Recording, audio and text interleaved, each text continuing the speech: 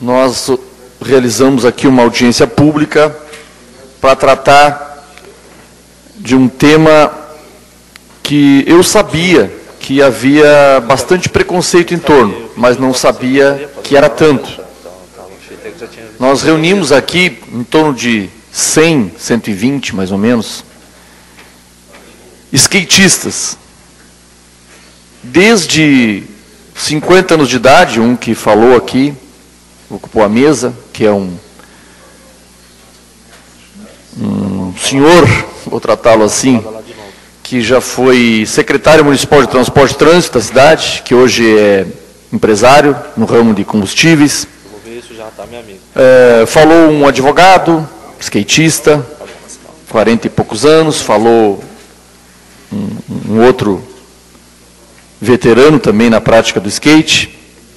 E na plenária havia crianças ali de menos de 10 anos de idade, com seu skate na mão, uns contando, né, a história do skate, que é uma atividade que nasceu na Califórnia na década de 60, como uma alternativa ao surf. Alguém teve a ideia de colocar rodas numa prancha pequena e nasceu o skate. E hoje, com a urbanização ocupando, né, o que era o espaço de lazer, o que era o campinho de futebol, hoje é tomado por uma obra, um prédio, uma casa, uma empresa. Como eu falava, então, essa juventude, e alguns que nem jovens mais são, todos tinham o mesmo discurso. Uns, inclusive, não gostam de chamar o skate de esporte. Eles chamam de uma atividade. E calcula-se que em Pelotas, eles falaram em 20 mil pessoas. Mas vamos supor que haja uma superdimensão, vamos baixar. Entendam que haja 10 mil. 10 mil pessoas que em algum momento do seu dia, da sua semana, andam em algum lugar de skate. E aí começa outra parte desse olhar sobre o skate. O olhar do motorista de carro. O olhar do morador de uma rua de ladeira. O olhar do agente de trânsito. O olhar do secretário que estava aqui, do superintendente de trânsito. O que eu faço com essa gurizada? Eu proíbo o skate? Ninguém falou isso porque sabem que não vão proibir o skate. É uma atividade que cresce e cresce bastante.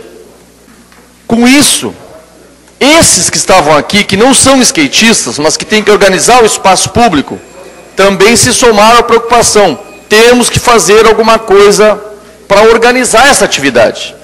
Seja ela nas ruas, que é muito perigoso, que cria conflitos, às vezes complicados. E me chamou a atenção, vereador Salvador, que a primeira fala aquele dia, que falou em organização, pediu o seguinte, uma campanha, que a prefeitura faça uma campanha pela paz no trânsito. As pessoas no trânsito percebem o outro como inimigo, adversário. O pedestre é inimigo do carro, a bicicleta é inimigo do carro, o ônibus é inimigo do carro, a moto é inimigo de todo mundo. E por aí vai. E o skate é o ponto frágil dessa história. É o mais frágil. Há muito tempo eu li no Código de Trânsito que quando eu andar de carro e alguém pisar na pista de rolamento do carro, que ele colocar o pé, eu tenho que parar o carro. Eu, na hora que eu li aquilo, eu disse assim, mas quem é que faz isso? Onde que a gente aprende isso? E depois tinha uma lógica ali, né? Claro, se houver uma colisão entre um carro e um pedestre, é evidente que quem vai sofrer vai ser o pedestre. Por isso o carro tem que parar. Não importando se o pedestre está errado, está certo, que idade ele tem, o que ele está fazendo. Na nossa cultura urbanizada, de competição, de pressa, de velocidade, o carro é o dono do espaço. É dono absoluto. E ai de um ônibus, de um secretário que queira tirar espaço do carro para botar o ônibus, que é um transporte coletivo. Ele está errado. Certa vez eu conversei com o secretário Horácio, na época do Marrone, e ele disse que chegava gente lá com estudos, com uma pompa de conhecedor, alguns até com um cargo de conhecedor. Eu sou engenheiro, eu tenho um curso de especialização em trânsito. Secretário, se o senhor botar os ônibus tudo numa rua e liberar Osório para cá, o senhor vai ver o fluxo, vai ver como vai melhorar. E ele perguntava assim, mas vai melhorar para quem? Vai melhorar para os carros. Para o resto não vai melhorar. Conversei com um professor da universidade, eu estou dando exemplos assim, para a gente ver que essa história do skate não é, como muitos vêm me dizendo, de uma forma preconceituosa e, desculpe o termo que eu vou usar agora, ridículo. Pensem que vocês estão sendo ridículos quando tratam essa questão como uma questão assim de uma gurizada, que se veste de um jeito estranho, não sei mais do que me falaram. É ridículo. O professor Volney chegou agora da Espanha, uma cidade de 1 milhão de habitantes, onde foi fazer pós-doutorado. Chegou lá, se instalou, dias depois me disseram, tu tem carro? Não, eu sou brasileiro e tal. Então faz o seguinte, vai ali, compra um cartãozinho por R$70, em euros, né? R$70 só saiu.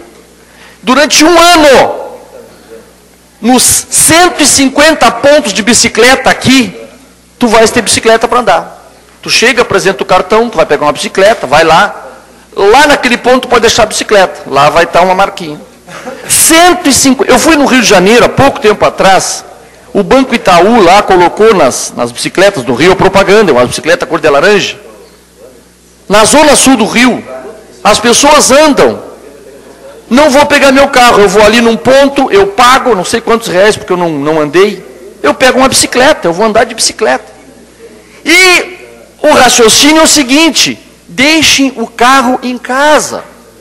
Um dia, uma frase que eu larguei aqui, um dia ficaram me olhando, se alguns eu vi que acharam estranho. Um dia, daqui a uns 100 anos talvez, as pessoas vão olhar para o nosso tempo e vão rir. Vão dizer o quê? Naquela época as pessoas usavam uma tonelada de ferro que tinha 4 metros de distância para uma pessoa andar. Era assim naquela época. O carro vai ter que acabar, não vai ter mais espaço. Hoje, as pessoas acham que a solução é criar espaço para o carro. Duplica a estrada, o estacionamento rotativo. Eu não estou dizendo que não devam fazer. A cultura é essa. Mas tem que ter o raciocínio de que o espaço é para as pessoas, não é para uma máquina grande. Tem lugares na Europa que o skate já está sendo incluído como veículo de transportes. Pode uma coisa dessa? É inimaginável, né?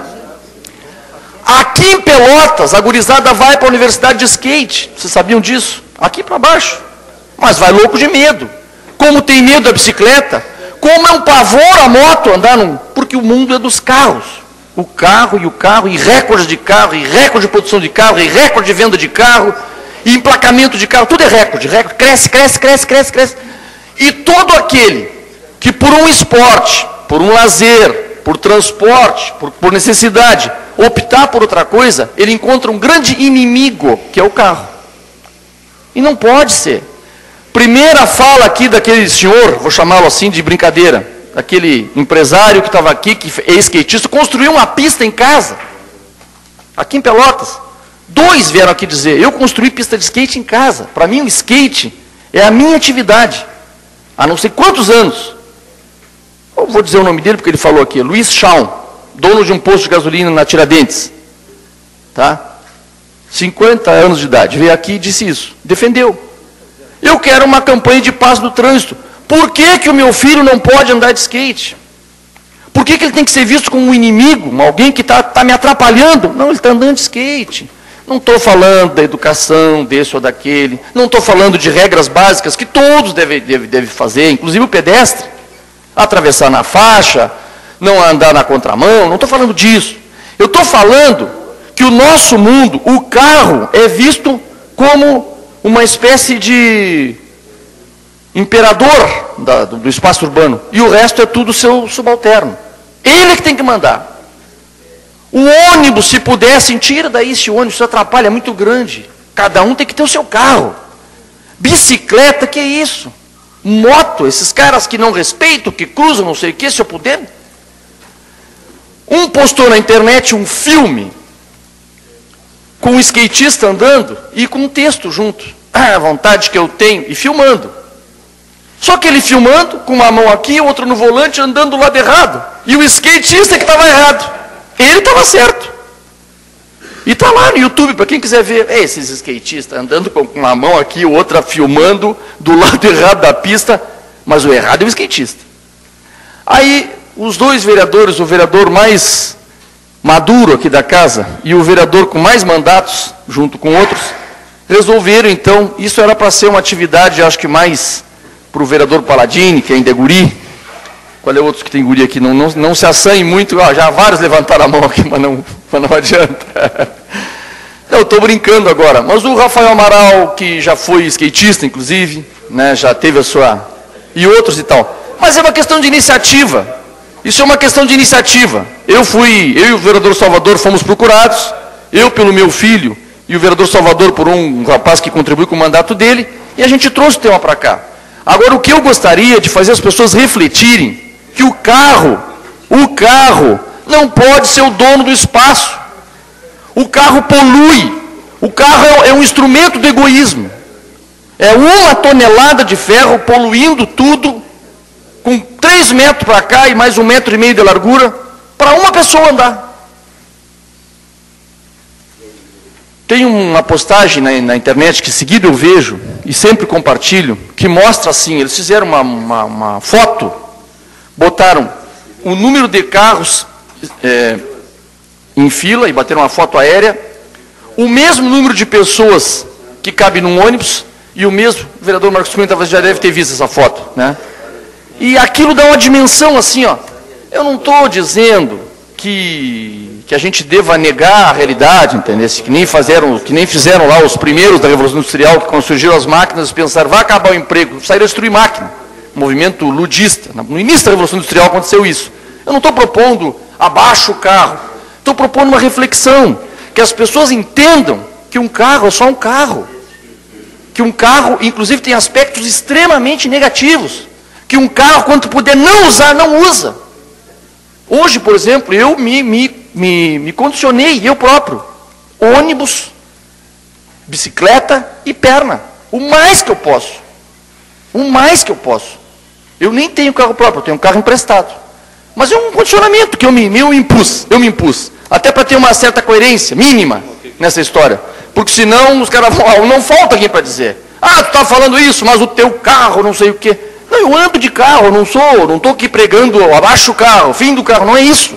A realidade hoje impõe para muita gente. Mas a reflexão diz que o skatista tem que ser respeitado, até porque um menino está praticando esporte. Não estou dizendo que não devam organizar. Por isso, pistas de skate em Pelotas. Fundamental. Vereador, só não vou lhe dar a parte que eu tenho 0,43 de tempo ali, segundos. Pistas de skate. Existe uma modalidade que é o skate na rua, que é um mais longo, com umas rodas diferentes e tal, que se determine já. A prefeitura já está fazendo isso, prefeitura de Pelotas. Já negociou com eles e tem áreas da cidade que certos dias eles param o trânsito ali para uma gurizada praticar. E não tem volta isso. Não tem volta. Olhem para as cidades mais modernas, olhem para onde a urbanização avançou em organização, em diminuir conflitos, e a gente vai ver que o nosso caminho é este. Ninguém é inimigo de ninguém. E o carro não pode ser o imperador do espaço do transporte. Era isso. Obrigado.